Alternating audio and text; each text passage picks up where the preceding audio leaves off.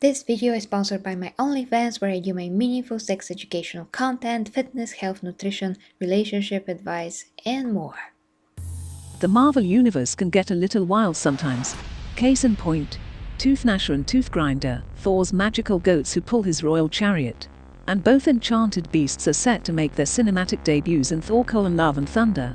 In fact, Thor's goats can be seen spotlighted in the MCU films, trailers and other promotional materials. And giant goats! Oh, look at those! They are wonderful. Yes, they are. They also scream quite a lot. But where did such an outlandish concept come from? Was it just 1970s Marvel writers thinking up wild ideas? No, the two loyal ghosts of the Odinson came straight from Norse mythology. We can't wait to meet the MCU version of Thor's goats, but first, let's get to know their history.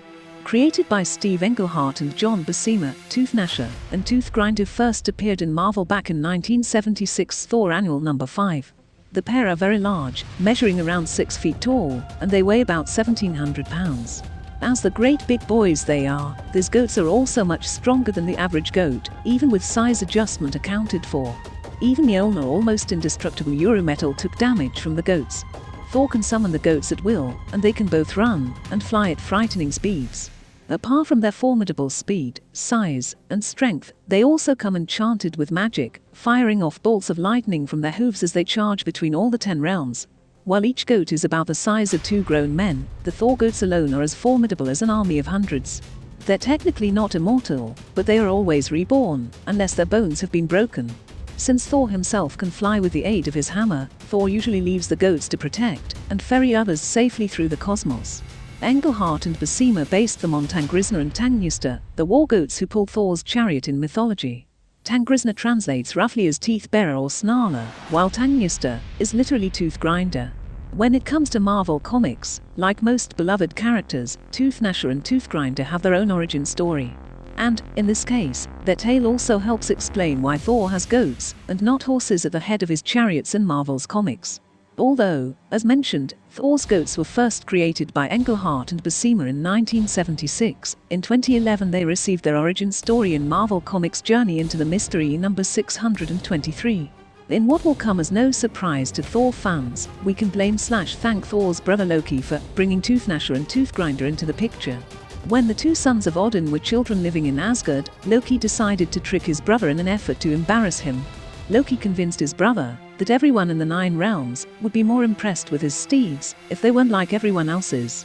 So Loki showed his brother Toothgnasher and Toothgrinder, the enchanted lords of the goats.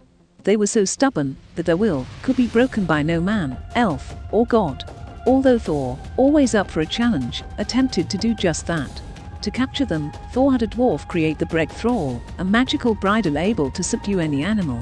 And though that worked, when young Thor arrived in Asgard with mighty goat steeds instead of horses, they all laughed at him. Loki's humiliation plan worked. But as often happened, Thor got the last laugh. Toothgnasher and Toothgrinder ended up being loyal friends and steeds to the god of thunder. And these goats came in handy more than once throughout Thor's adventures in Marvel's comics, with the pair eventually becoming a key part of the character's lore.